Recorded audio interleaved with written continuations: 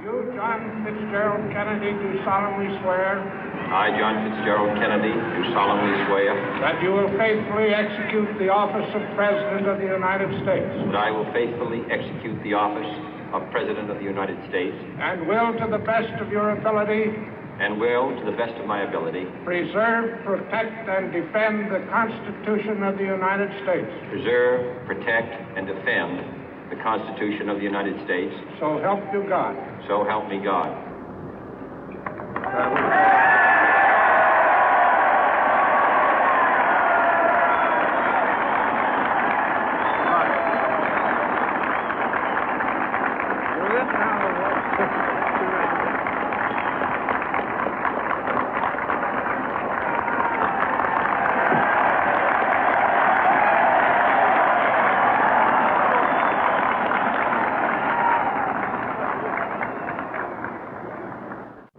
Vice President Johnson, Mr. Speaker, Mr. Chief Justice, President Eisenhower, Vice President Nixon, President Truman, Reverend clergy, fellow citizens. We observe today not a victory of party, but a celebration of freedom, symbolizing an end as well as a beginning, signifying renewal as well as change. For I have sworn before you and Almighty God the same solemn oath our forebears prescribed nearly a century and 3/4 ago. The world is very different now, for man holds in his mortal hands the power to abolish all forms of human poverty and all forms of human life. And yet the same revolutionary beliefs for which our forebears fought are still at issue around the globe. The belief that the rights of man come not from the generosity of the state, but from the hand of God. We dare not forget today that we are the heirs of that first revolution. Let the word go forth from this time and place to friend and foe alike that the torch has been passed to a new generation of Americans born in this century, tempered by war, disciplined by a hard and bitter peace, proud of our ancient heritage, and unwilling to witness or permit the slow undoing of those human rights to which this nation has always been committed and to which we are committed today at home and around the world.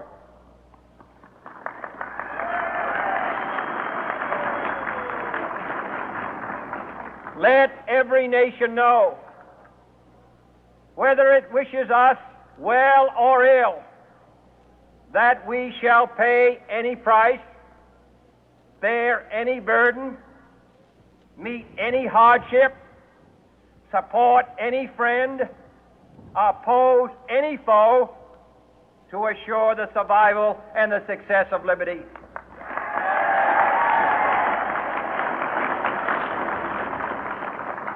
This much we pledge and more. To those old allies whose cultural and spiritual origins we share, we pledge the loyalty of faithful friends. United, there is little we cannot do in a host of cooperative ventures. Divided, there is little we can do, for we dare not meet a powerful challenge at odds and split asunder. To those new states whom we welcome to the ranks of the free, we pledge our word that one form of colonial control shall not have passed away, merely to be replaced by a far more iron tyranny. We shall not always expect to find them supporting our view, but we shall always hope to find them strongly supporting their own freedom, and to remember that in the past, those who foolishly sought power by riding the back of the tiger ended up inside.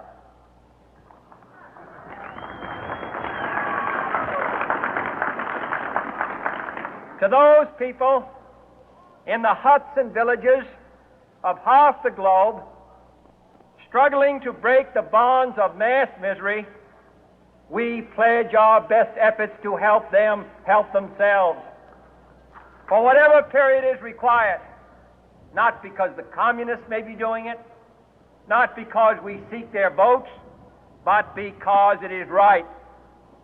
If a free society cannot help the many who are poor, it cannot save the few who are rich.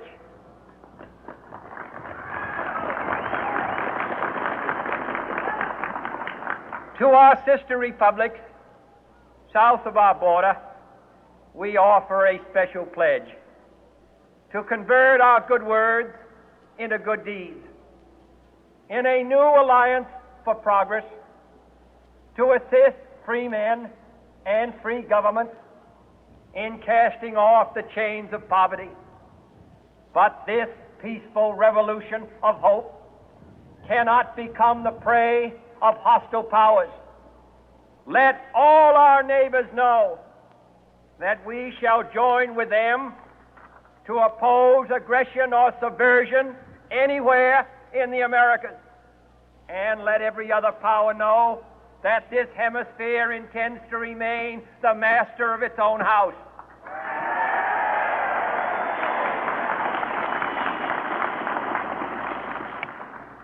To that World Assembly of Sovereign States, the United Nations, our last best hope, in an age where the instruments of war have far outpaced the instruments of peace, we renew our pledge of support to prevent it from becoming merely a forum for invective, to strengthen its shield of the new and the weak, and to enlarge the area in which its writ may run. Finally, to those nations who would make themselves our adversary, we offer not a pledge, but a request that both sides begin anew the quest for peace. Before the dark powers of destruction, unleashed by science, engulf all humanity in planned or accidental self-destruction, we dare not tempt them with weakness, for only when our arms are sufficient beyond doubt can we be certain beyond doubt that they will never be employed. But neither can two great and powerful groups of nations take comfort from our present course, both sides overburdened by the cost of modern weapons, both rightly alarmed by the steady spread of the deadly atom, yet both racing to alter that uncertain balance of terror that stays the hand of mankind's final war. So let us begin anew, remembering on both sides that civility is not a sign of weakness, and sincerity is always subject to proof.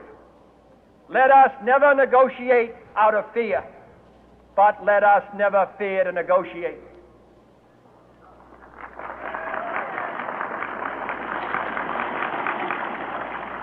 Let both sides explore what problems unite us, instead of belaboring those problems which divide us. Let both sides, for the first time, formulate serious and precise proposals for the inspection and control of arms, and bring the absolute power to destroy other nations under the absolute control of all nations.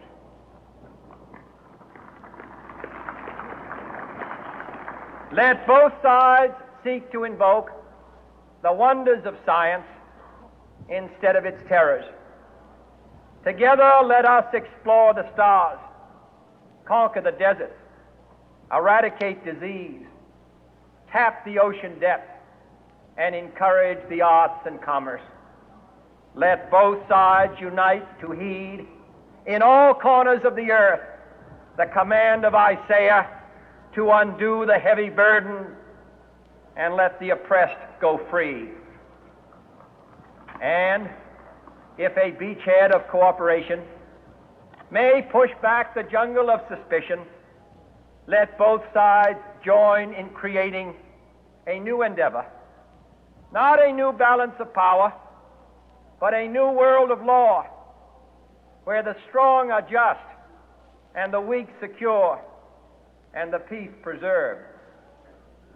All this will not be finished in the first 100 days, nor will it be finished in the first 1,000 days, nor in the life of this administration, nor even perhaps in our lifetime on this planet. But let us begin.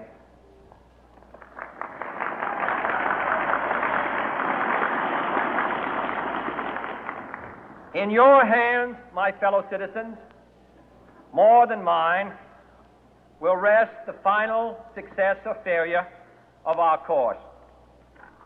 Since this country was founded, each generation of Americans has been summoned to give testimony to its national loyalty.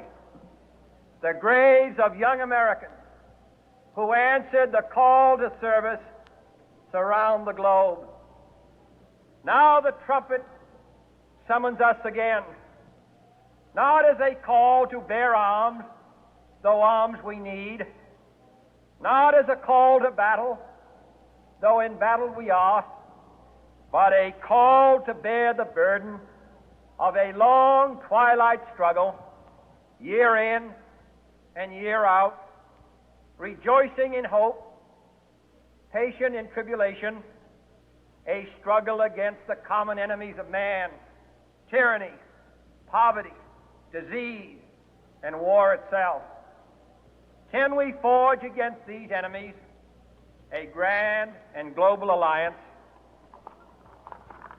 north and south, east and west, that can assure a more fruitful life for all mankind? Will you join in that historic effort?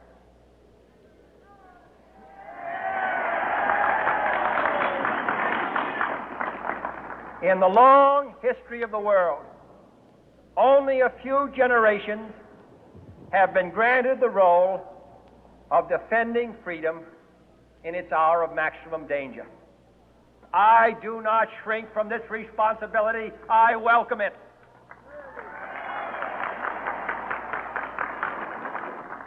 I do not believe that any of us would exchange places with any other people or any other generation. The energy, the faith, the devotion which we bring to this endeavor will light our country and all who serve it. And the glow from that fire can truly light the world. And so, my fellow Americans, ask not what your country can do for you. Ask what you can do for your country.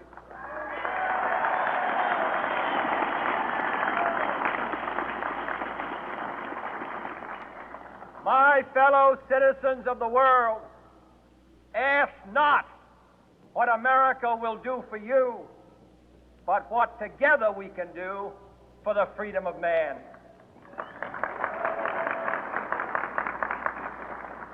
Finally, whether you are citizens of America or citizens of the world, ask of us here the same high standards of strength and sacrifice which we ask of you.